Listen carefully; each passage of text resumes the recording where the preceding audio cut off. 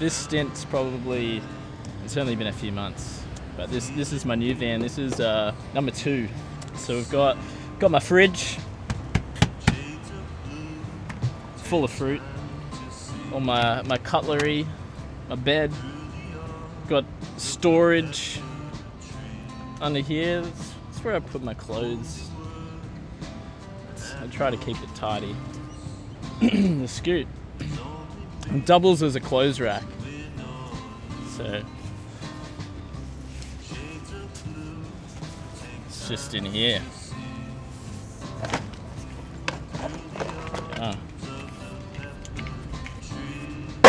Some sand.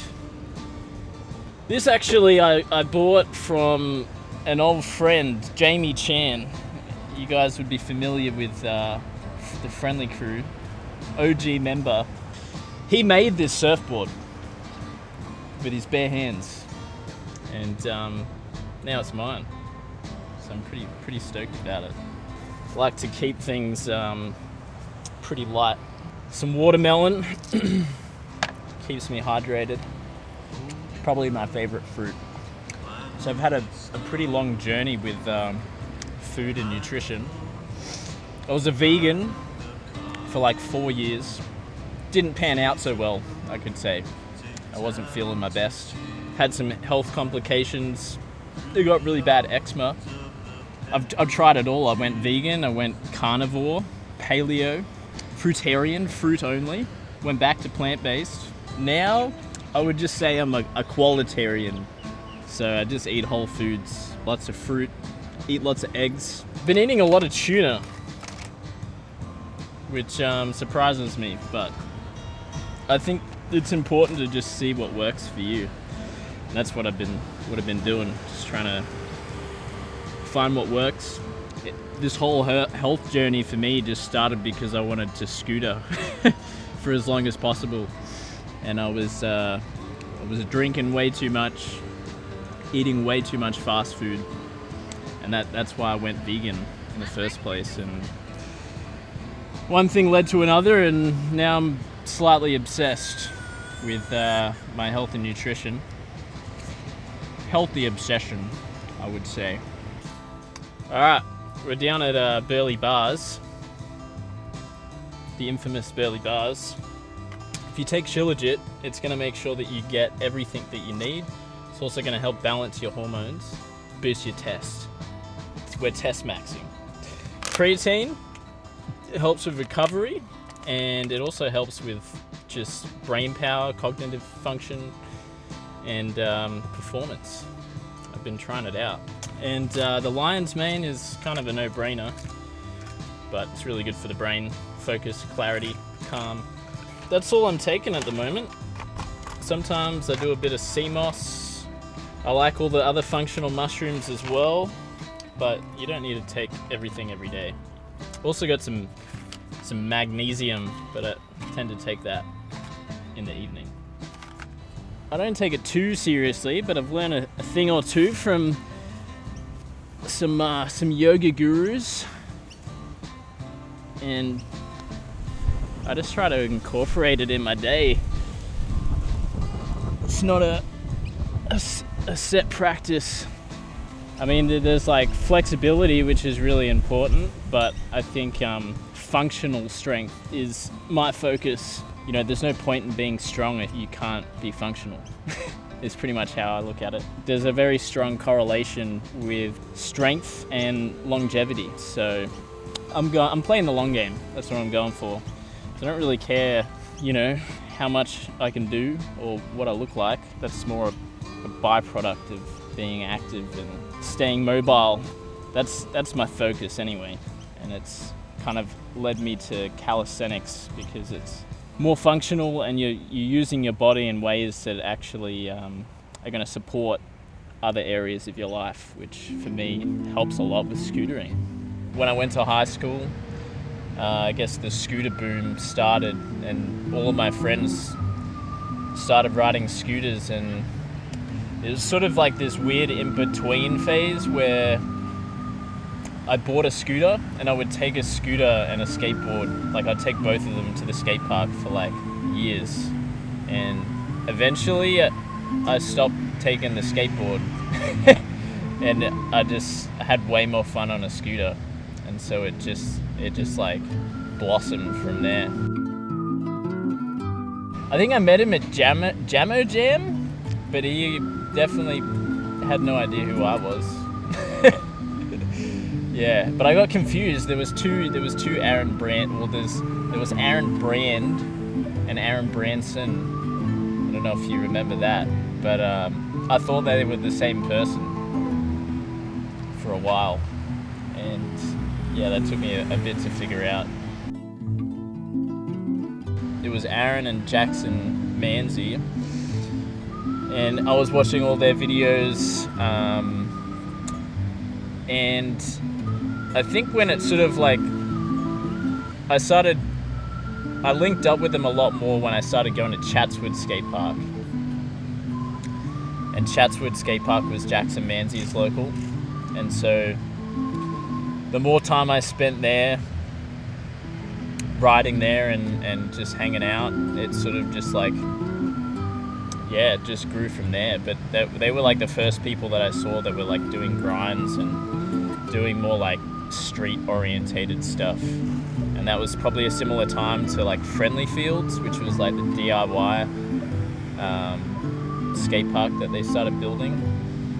And yeah, it's kind of like this transition from doing like lots of fly out and like lots of park tricks, and then seeing like a whole new world. For sure, it would be Lux, like the full length. At the time, like, I don't think anyone knew what it was going to turn into, but originally, and this is maybe a cool insight, but the meaning of Lux is like a refraction of light. It was supposed to be a half day, half night full length, and there was probably like 5% that was filmed at night. We kept the name and just kept filming, and yeah, just snowballed into what it was. And I got last part, wasn't expecting it, but yeah, that was for sure the favorite project to be a part of. I think that was pretty special. There's always there's golden years. There's one thing that I've learned is nothing lasts forever, and nothing good lasts forever, or at least things don't stay the same. It sort of got to a point where the scene in Sydney was a lot smaller than it was, and the momentum behind who was riding just like wasn't the same. 2019, I bought my first van, and that's where like all of this started. I bought a van with my girlfriend at the time, and we decided to save up a bunch of money and just see where we would end up. We went up to Brisbane, and I linked with like Regan and the native guys, and we'd already sort of connected in the past, but just being around that energy again was like this like new spark, and it just felt like I had to be a part of that. And I was just like, yeah, I need something new and something fresh, and to be around people that had the same drive and same energy. Alrighty, guys. This is a DIY. I built this all myself. Nah, just kidding. I didn't do anything, but pretty blessed to have something like this. Not too far from home. Yeah, well, this place has a bit of everything. Pretty fucking sick. I don't feel 30 at all. I feel like I'm 22, straight up. I don't know. I don't know if we ever feel our age. I think it's just if we don't take care of ourselves, then our bodies obviously feel like they can't keep up. But I feel more like a child than I have in a long time.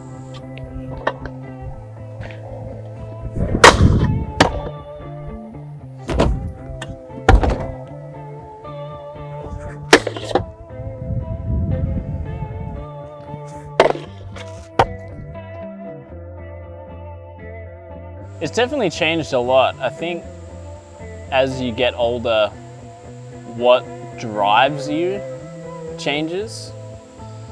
So I think for a long time I was trying to like prove something and like try establish myself in the industry or the sport, and trying to get a certain sponsor or make a certain video part was the goal. But I don't think I really, like, it's way more about just enjoying what I do now, which I think for a long time I just like didn't do.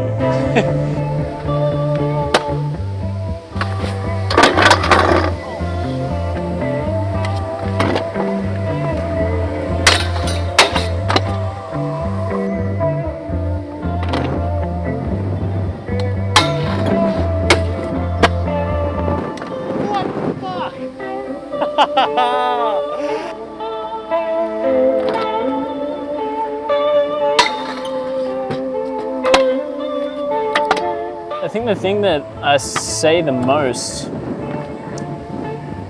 is like, just remember why you started in the first place. Because it was like, you started because you enjoyed it and it was exciting. And it's really, like, no matter what you do, you can really lose sight of that. So I would say just remember why you're doing what you're doing.